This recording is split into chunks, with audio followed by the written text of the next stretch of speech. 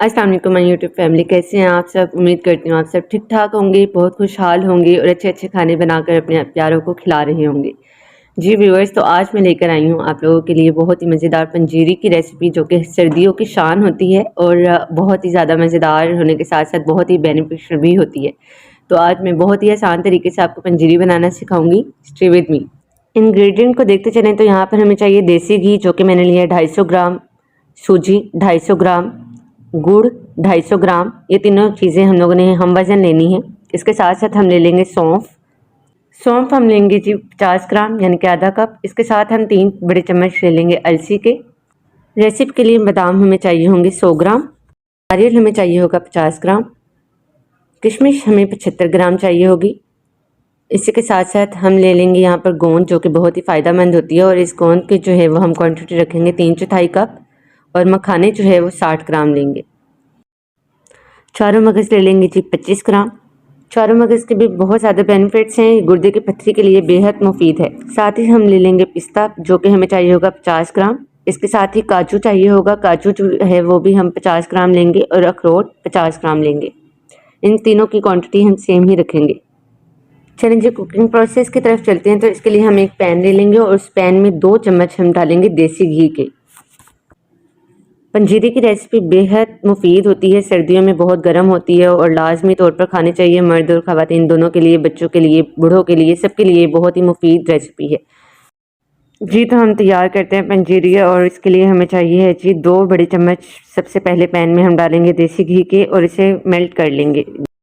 Heat हम लोगों ने मीडियम टू लो पर ही रखनी है। इससे ज़्यादा अगर हम करेंगे तो हमारे सारे जितने भी नट्स हम लोगों ने इसमें ऐड किए हैं वो सब के सब खराब हो जाएंगे, ज़्यादा फ्राई हो जाएंगे, जो कि हम लोगों ने बिल्कुल नहीं करने। सबसे पहले हम इसमें डाल देंगे जी गोंद बेसिकली हम सारी इकट्ठी नहीं डाल सकते। अगर इकट्ठी डालेंगे तो वो क्या होगा, सारी आपस में जुड़ जाएंगी और हमारी पंजीरी को जिस तरह से गोंद चाहिए है वो उस तरह से नहीं मिलेगी।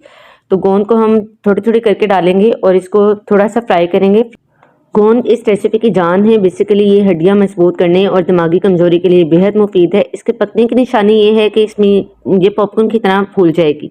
जब ये पॉपकॉर्न की तरह फूल जाएगी तो हम इसे एक सेपरेट बाउल में निकाल लेंगे या प्लेट में निकाल लेंगे और इसे तोड़ कर देखेंगे कि ये टूट रही है या नहीं। आप इस तरह से हाथ से दबाएंगे तो ये क्रश हो जाएगी बिल्कुल।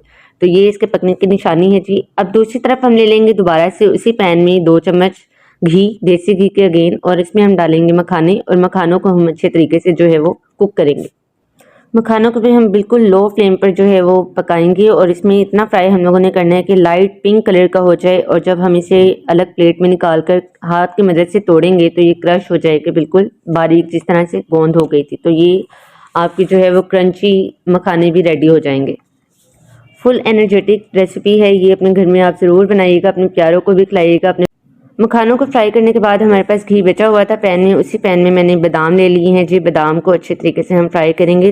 जैसे ही थोड़ी सी खुशबू आने लगेगी, बादाम को छिलके समेत ही हम फ्राई करेंगे और इसके अंदर हम काजू डाल देंगे, और काजू को भी हम जो है वो इसी तरीके से लाइट पिंक कलर होने तक पकाएंगे।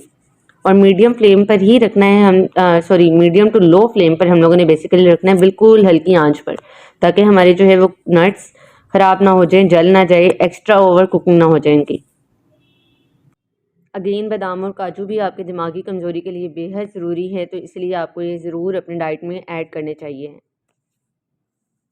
अब हम इन्हें प्लेट में निकाल लेंगे सेपरेटली।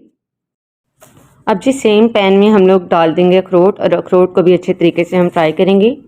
अगेन मैं व्यूअर्स आपको बताती चलूँ कि हम लोगों ने नट्स को बहुत ही हल्की आंच पर जो है वो कुक करना है, बहुत ओवर कुकिंग नहीं कर लेनी है, वरना क्या होगा जी, आपकी पंजीरी बिल्कुल ख़राब हो जाएगी। बहुत इसमें से अजीब सी स्मेल आने लगेगी, जलने की बेसिकली स्मेल आने लगेगी। तो इसलिए हम लोगों ने नट्स को बहुत ज़्यादा ओवर फ्राई नहीं करना है, हम लोगों ने लाइट से खुशबू आने तक ही फ्राई करना है, ताकि उसके क्रंच बरकरार रहे जी। उसी पैन में मैंने ले लिए पिस्ते, और उनको भी अच्छे से हम लोगों ने जो है वो फ्राई कर लिया, और फ्राई करने के बाद हम इन्हें भी सेपरेटली निकाल लेंगे जी। ये नट्स मुझे बहुत ही यम्मी लग रहे थे, और यकीन मानिए ये पंजीरी बहुत बहुत बहुत मज़े की बनी थी। मेरी लाइफ की अब तक की सबसे बेस्ट पंजीरी बनी थी। ये बेसिकली गुड़ की पंजीरी है और सूजी की पंजीरी है, और बहुत ही ज़्यादा मुफीद है। अब इसी पैन में हम ले लेंगे जी नारियल खोपरा, जो कि हम लोगों ने लिया था 50 ग्राम, और इसको हम लोग लाइट पिंक कलर आने तक फ्राई करेंगे।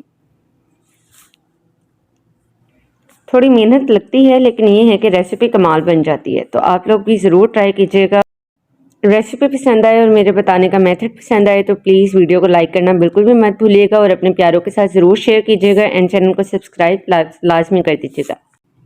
جی گھی میرے پین میں موجود تھا تو میں نے مزید گھی نہیں ایڈ کیا اور اسی میں نے جو ہے وہ چاروں مغز جو ہے وہ بھی ایڈ کر کے فرائی کر لیے ہیں اور بالکل ہلکے سے ان کو فرائی کرنا ہے. ہم لوگوں نے ایکسٹرا بالکل نہیں ڈالنے. اسی میں ہم جو ہے وہ 2 چمچ مزید گھی لیں گے اور گھی کو میلٹ کرنے کے بعد ہم اس کے اندر کشمش ڈال دیں گے. جی کشمش کی نشانی یہ ہے کہ یہ جیسے ہی فرائی ہونا سٹارٹ ہوگی تو یہ پھولنا شروع ہو جائے گی. جیسے یہ اپنے سائز کی ڈبل ہو جائے یعنی کہ پھول جائے تھوڑی سی تو پھر آپ نے اس کو نکال لینا ہے ایک الگ باؤل میں یا الگ پلیٹ میں.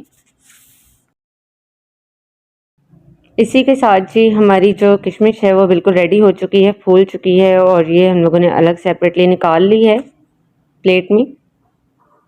اب ہم لے لیں گے بچا ہوا گھی جتنا بھی تھا, تقریباً 3 سے 4 چمچ یا 5 چمچ جو ہے وہ گھی ہوگا اور اس سے میلٹ کرنے کے بعد ہم لوگوں نے 250 گرام اس کے اندر سوجی ڈال دی ہے اور سوجی کو ہم اتنا پکائیں گے بالکل میڈیم ٹو لو فلیم پر ہی ہم لوگوں نے کوک کرنا ہے. میں بار بار بتا رہی ہوں اگر آپ تیز کریں گے تو آپ کی سوجی جل جائے گی. ہم لوگوں نے لائٹ پنک کلر آنے تک اور خوشبو آنے تک اس کو جو ہے وہ روسٹ کرنا ہے یہاں پر.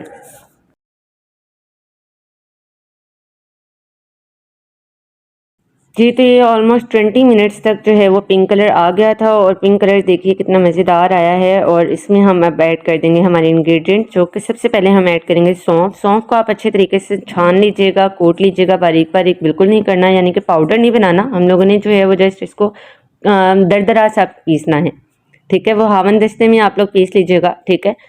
اور اس کو جو ہے وہ ہم ڈالیں گے اس کے اندر, اچھے طریقے سے مکس کریں گے. اسی سٹیج پر جی ہم لوگ ڈال دیں گے اس کے اندر السی جو کہ بہت ہی مفید ہے اور بہت زیادہ گرم ہے, بے حد مفید بٹ تاثیر کی بے حد گرم جو ہے یہ پنجیری ہے. تو اسی لیے جو ہائی بلڈ پریشر والے لوگ ہیں وہ تھوڑے اجتناب کیجیے اس سے, یعنی کہ تھوڑی کھائیں, اعتدال میں کھائیں. ہر چیز اعتدال میں کھائی جائے تو اچھی لگتی ہے اور آپ کو بینیفٹ بھی اس کا جو ہے وہ پہنچتا ہی پہنچتا ہے. اس کے بعد جی تھوڑا سا مشکل لیکن بہت ہی مزیدار سا سیگمنٹ آ چکا ہے کہ ہم لوگوں نے ہر ایک جو نٹس ہیں ہمارے اس کو ہم لوگوں نے دردرا پیسنا ہے. وہ ہم مشین میں بھی پیس سکتے ہیں اور ہاون دستے میں بھی. میں نے یہاں پر مشین چلائی تھی لیکن مشین میں بالکل بھی جو ہے وہ صحیح نہیں پیس رہا تھا. اس کا آئل جو ہے وہ کافی زیادہ پیسٹ بن رہا تھا تو وہ مزہ نہیں آ رہا تھا جو مجھے پنجیری میں چاہیے تھا. تو میں نے ہاون دستے میں جو ہے اسے باریک باریک یعنی کہ دردرا سا کوٹ لیا تھا ہر ایک میوے کو. اس کے بعد جی میں نے ایک پرات لے لی تھی, کھلا برتن لے لیا تھا جس کے اندر میں نے اپنے سوجی کا مکسچر جو ہے وہ ڈال دیا تھا, سوجی اور سونف کا, اور اس کے اندر سارے نٹس جو ہے وہ باری باری ایڈ کر دیے تھے.